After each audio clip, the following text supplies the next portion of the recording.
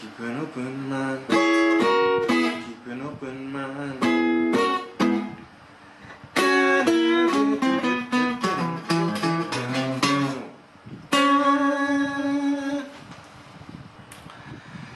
And alright, part 3. So let's just get back to why Bitcoin as opposed to forks, open source, peer-to-peer software and all that. The main point of me talking about those things, the software things, is that let's talk about what is it special about Bitcoin. Okay, so banks have limitations. They don't operate in all countries. Okay, the internet does tend to operate in all countries, but banks don't. There's usually banks that are the bank of that country, and some banks work in multiple countries, but Bitcoin really works everywhere. Okay, everywhere there's internet, you can use Bitcoin because it ignores borders. It covers the whole internet. It's internet money. Sometimes people call it nerd money or magical internet money and all these kind of cool things, which were a little bit insulting at first, but now that Bitcoin has become rather successful, the nerds tend to just appreciate that and own it. They make fun of themselves. They put big, full-page ads in newspapers every now and then with magical internet money and a picture of a wizard and all this crazy stuff to say, you can call us whatever you want, and magically our things is not dying. The media is pretty much controlled by commercial interests, advertising, people who own shares in the media companies.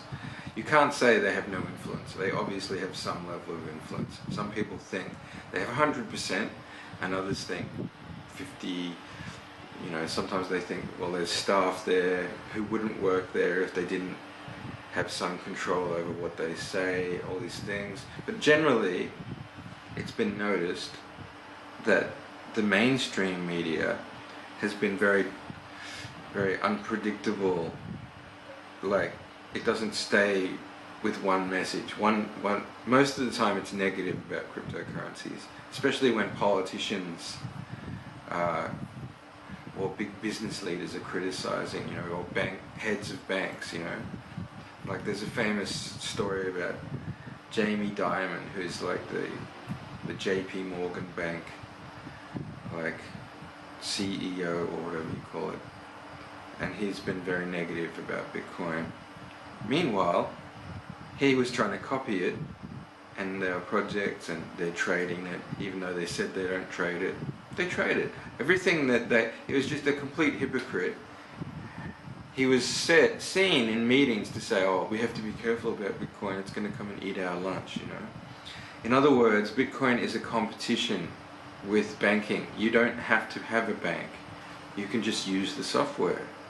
It takes a while to learn and feel comfortable and have good security. There's things that banks have traditionally done that normal people aren't used to having to do for themselves. But if you want to, you can buy these devices that help you secure your Bitcoin, and it just goes wherever you go, or you can even memorize words that give you access, so even if everything is confiscated when you fly from one country to another, you remember the words and Bitcoin's still under your control.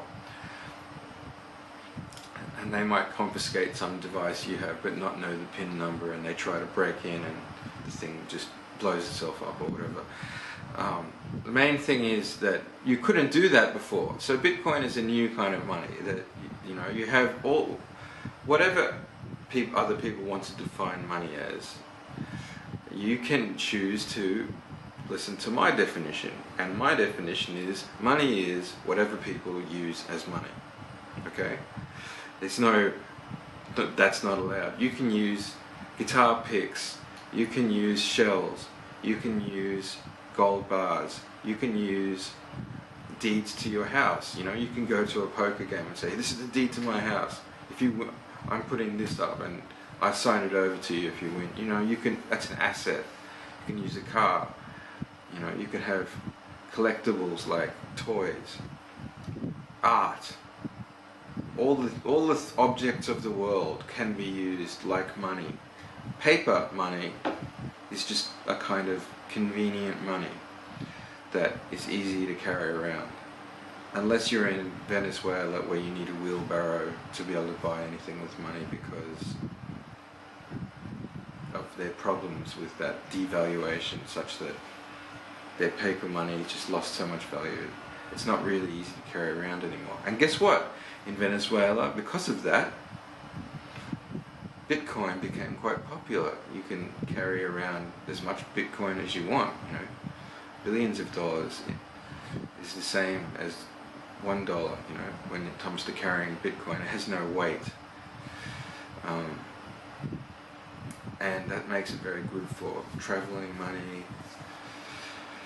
There's fiat is this word for money. The fiat is a word that means like by declaration of, you know, a head of state, you know, by fiat, this, I declare this money to be real money. You know, it's like someone lording over you rules and saying this is money in our country and that's it.